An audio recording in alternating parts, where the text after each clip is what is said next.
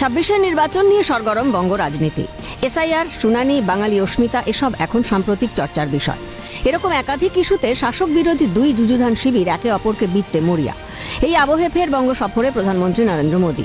BJP সূত্রে খবর, এবারে জোড়া সভা প্রধানমন্ত্রীর। প্রথম সভা 17 জানুয়ারি মালদা জেলায়, দ্বিতীয় সভা 18 জানুয়ারি হাওড়ায় করার পরিকল্পনা হয়েছিল।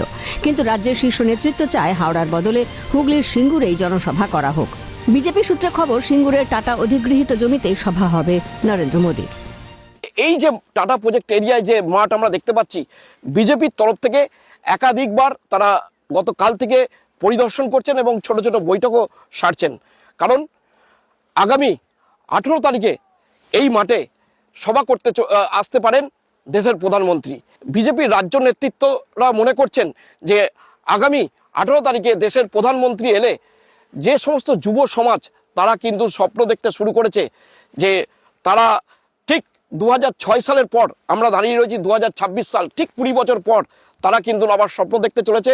এখানে হয়তো কারখানা হলেও হতে পারে, এমনটাই বার্তা দেবেন দেশের প্রধানমন্ত্রী। বিজেপি নেতৃত্বের দাবি, 26-এর নির্বাচনে বিজেপি ক্ষমতায় এলে সিঙ্গুরে কারখানা হবেই। প্রধানমন্ত্রী এলে সিঙ্গুরবাসীর জয় হবে। সিঙ্গুরবাসীকে ভুল বোঝানো হয়েছিল, শিল্পকে ধ্বংস করেছে শাসক দল, দাবি বিজেপির।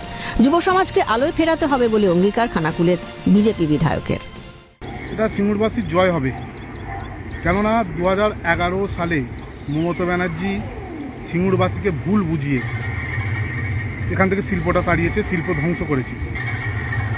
সিঙ্গুরবাসী আজকে বুঝতে পারছে মমতা ব্যানার্জির সঙ্গ দিয়ে আমরা কি ভুলটা করেছি। এবং এইখানকার এই যে ল্যান্ডের যারা ইচ্ছুক চাষি তারাও খুব খুশি, তারা স্বেচ্ছায় জমি দিতে চাইছে যে এখানেই সভা হোক এবং সিঙ্গুরে শিল্পটা হোক। যে পশ্চিমবাংলা যুব সমাজ যেভাবে আজকে অন্ধকারের দিকে চলে গেছে, তাদেরকে আলোয় ফেরাতে হবে। সেই জন্যই সিঙ্গুরে যেরকম কলকারখানা প্রয়োজন, ঠিক একই রকমভাবে সারা পশ্চিমবাংলা জুড়ে নতুনভাবে কলকারখানা যেরকম তৈরি করতে হবে, ঠিক একই রকমভাবে পশ্চিমবাংলা যুব সমাজের তাদের যে বঞ্চিত হচ্ছে, তারা যে বঞ্চিত হচ্ছে সেই জায়গা থেকে তাদেরকে বাঁচাতে হবে। কি বলছেন সিঙ্গুরবাসী? সিঙ্গুরের মাটিতে পা রাখতে চলেছেন প্রধানমন্ত্রী। স্বপ্ন